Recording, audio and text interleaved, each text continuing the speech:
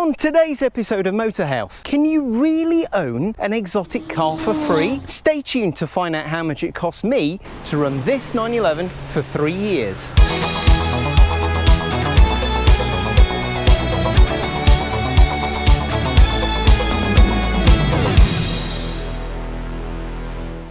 Well, welcome back everyone, and today's episode is all about the hard numbers and the finances of exotic car ownership. Now, stay with me, stay tuned towards the end. I'm going to give you the tip on how you can potentially own an exotic car for free. So, regulars to the channel will recognise this car. This is my 2002 911 Targa Persephone, and on today's episode, as well as telling you potentially how you can get that free exotic car, I'm going to go into the deep finances of owning and running a Porsche 911 for 3 years. It's a bit of an eye-opener. Okay, so how did me, a media douchebag, end up with an amazing car like this? So we're going to wind back to 2018. I had two main cars at the time, a Mark V Volkswagen Golf 2-litre GT. Great car, dreadfully dull. In an attempt for something that was reliable and exciting, I was then playing around with Mazda MX-5s. However, after a year, 18 months of ownership, the MX-5 thing really wasn't doing it for me. So one of the cars that really piqued my interest was the Ford Mustang, which, as you may know, a few years ago, Ford decided to bring into the UK in right-hand drive with a V8, with a manual gearbox, rear-wheel drive. What a great car. Took one for a test drive, really enjoyed the car. What I really didn't enjoy, however, were the finances. I'd have been looking on a PCP around about £600 to £700 per month, and that was for 3 years, and at the end of those 3 years that car would have had to have gone back. Around about now that Mustang would have gone back to Ford, and I'd have paid them £26,000 to own a So the hunt was on for something that was more affordable, and at that point I started thinking about, well, what about cars that have lost a bunch of money due to depreciation? So the hunt was very much on then for that Goldilocks car. I was looking for something that was a great driver's car, a really great GT car for long journeys, something that would excite on the twisties yet also start every day, and also something with some class, something with some style about it. About 10 years ago I was lent a then brand new 997 era Porsche 911 for a long weekend and absolutely fell in love. I was amazed at how competent the car was. It could do everything I was looking for, sit on the motorway for long periods of time in comfort, and yet also be a razor sharp driver's car when I needed it to be. There was, of course, one big issue, is that a 997 at that time was massively out of reach for me, no matter what I wanted to do. And so that brings me neatly round to tip number 1, spot emerging classics. What do I mean by an emerging classic? Well, I guess I mean a car that is currently unloved, currently at the bottom of its depreciation curve, but if you get to know that mark, if you get to know the brand, if you get to know the model, you can spot that it's not going to stay that way for long.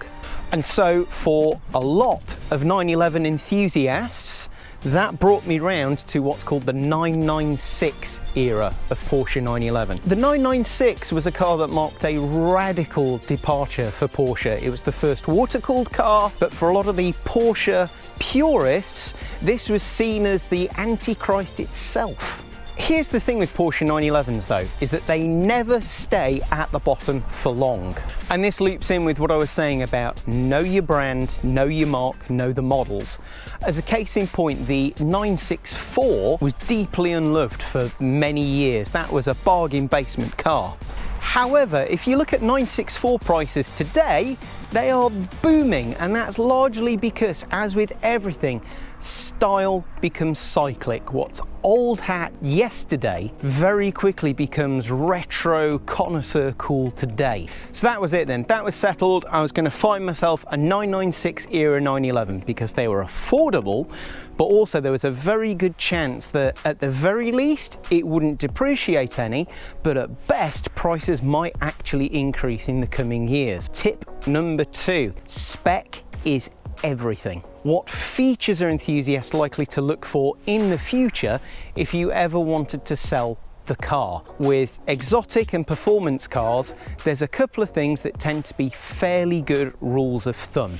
A manual transmission. As a general rule, sports, exotic performance cars, enthusiast drivers will always look for a manual transmission car over an automatic transmission. Some cars have a choice between two-wheel drive and four-wheel drive variants. Again, as a general rule, the enthusiast market will tend to go for the two-wheel drive model.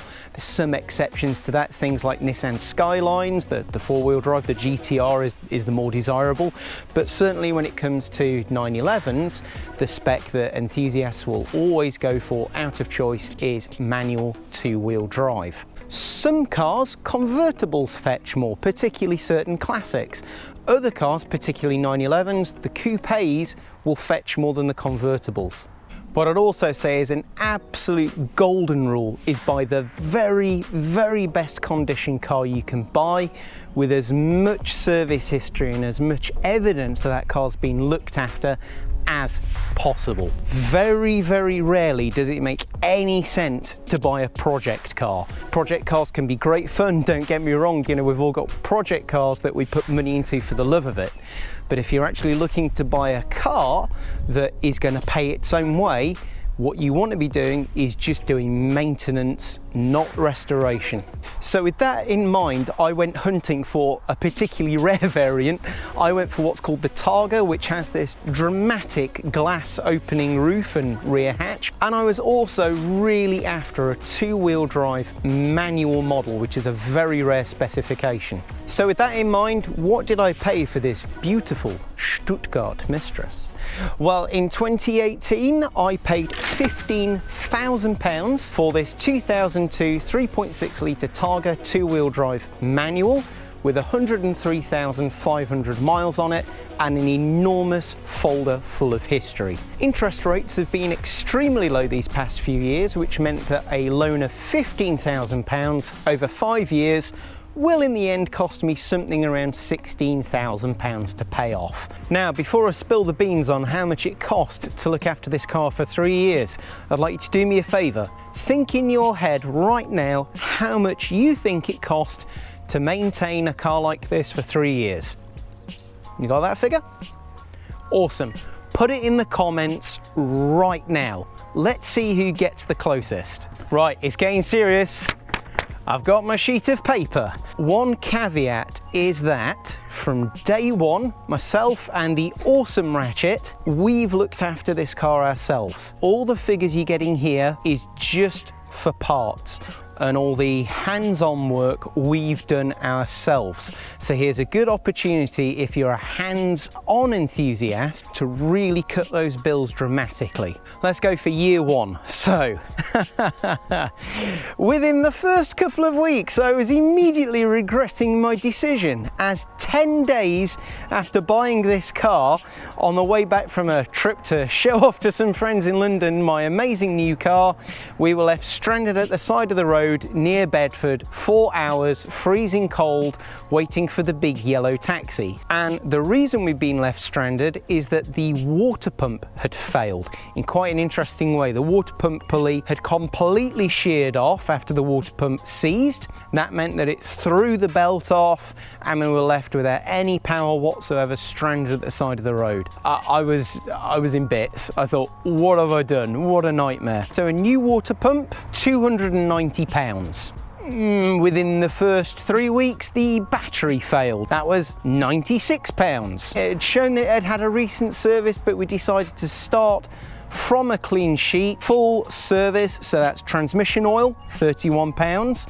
Engine oil, £42, filters, £20, so let's say approximately £100 for all fluids and filters. The brake pedal switch needed to be changed because I was getting a fault with the ABS. That was £14.78. Tyres.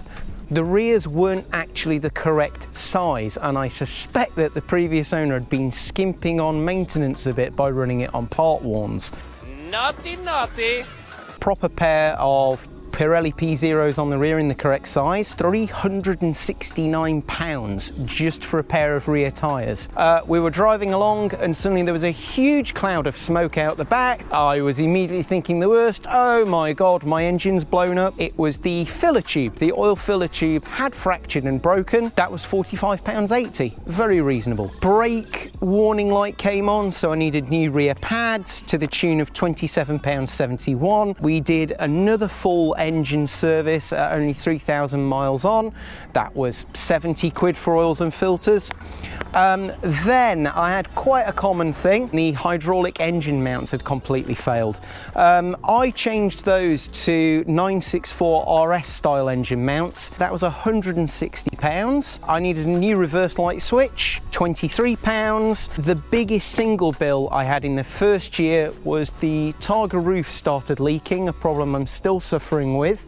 That ended up being very bad and actually flooded the interior to the point where it drowned the alarm and immobiliser unit. I went to Zentrum in Calverton for that. That was £576.70. So that brings us to a rough total for the first 12 months of ownership, drum roll please, of £1,824. All right then, year two, and I didn't start fantastically either. I was away on a work trip in Belgium, on the way back about an hour away from the ferry, similar to exactly what happened a year beforehand. I popped the deck lid here, and it was immediately obvious that in actual fact the belt was hanging out the back and that something bad had gone wrong. The alternator clutch, there's actually a clutch on these alternators, had seized. The bearings in the pulleys were in a bad way, and everything had gone wrong. Bad things had happened. That ended up costing me £600. However, I must give a shout out to Rock and Roll Classics in Bruges, who looked after me spectacularly well. The bulk of that price was parts from Porsche. They charged me 1 hour of labour and let me sit in their amazing showroom all day, surrounded by the most beautiful and stunning classic cars you can imagine. It was £600 for some pulleys, but a great experience, you might say. Now, first MOT time, and it failed. That was on brake pipes, new flexi hoses, brake fluid, couplers, hard lines, about 100 quid. Next up, finally, was a full set of tyres all round. Arguably the very best money I've spent on the car at all. You'll have noticed that when we were at Castle Combe recently hammering around, I had a full set of Michelin Pilot Sport PS2s fitted. Those were a real bargain at £442 for a full set. Completely transformed the way the car drove. After that, big service, coil plugs, coil packs, oils, filters. Coil packs ran me a surprisingly reasonable £100. I fitted a full set of iridium spark plugs for just £60. Full oils and filters, engine and transmission. Prices have gone up a bit in that year. That ended up costing me £200. Again, drum roll please. Second year's rough total was £1,570. And now we're around to year three, which has been an important year for me. This has been the year we've launched MOTORHAUS. You've seen a lot of the stuff that happened in year three on the channel. It's been the year of COVID, so not as many miles on the car as I'd have liked to have done. One of the big jobs this year has been changing the air oil separator, a common issue on these M96 engines. So that was an air oil separator, gaskets, replacement pipes, sealing rings.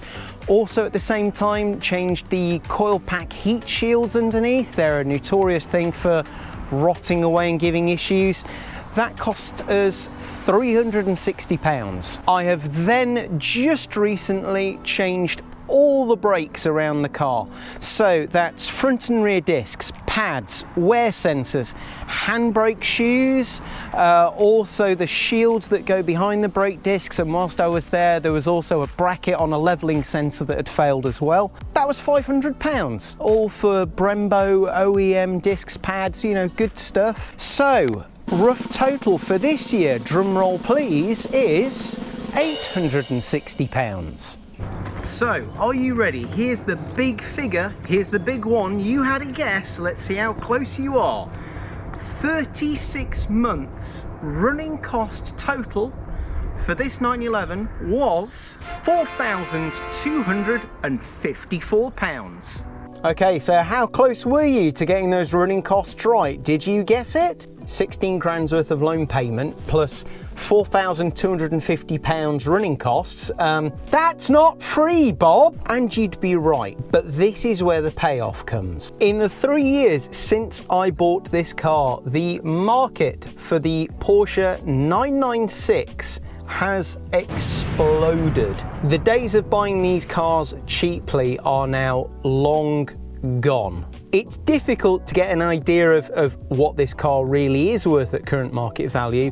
However, I have seen comparable cars, two-wheel drive manual Targas in a similar spec to this, selling for anywhere between £20,000 and £25,000. And that's just 3 years on from buying this car. And that's it, that's the trick, that's how you do it. You look ahead, you try and find a car that is at the bottom of its depreciation curve, you buy it when it's cheap, look after the car, and if you hang on to it for long enough, all the YouTube douchebags to start buying them and pushing the prices up, then you can get your money back. But of course, there is a catch, and that to own the car for free, it means you've then got to sell it. Yeah, that's the problem, is that you have to wait until the value of the car has increased to a point where it at least cancels out what you've paid for maintenance, but then you have to sell the car. And that's why I'm not a genius, because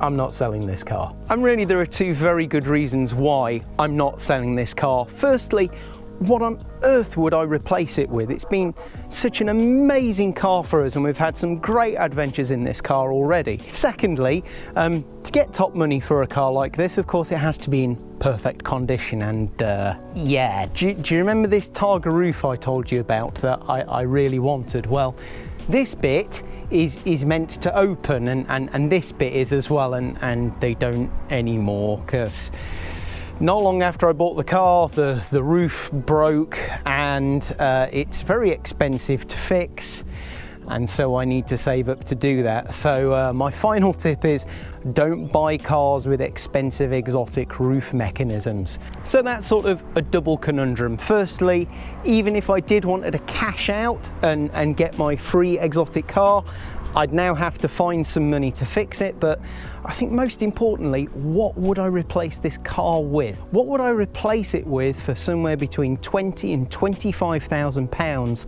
that would do what a 911 like this does for me? Let me know in the comments what you think. What would you buy if you had £25,000 to spend on a daily driver exotic? Well, from me, Mr. Bob, that's about it from another episode of MOTORHAUS. If you've enjoyed this episode, please give us a thumbs up, hit subscribe. That's it from another episode of MOTORHAUS.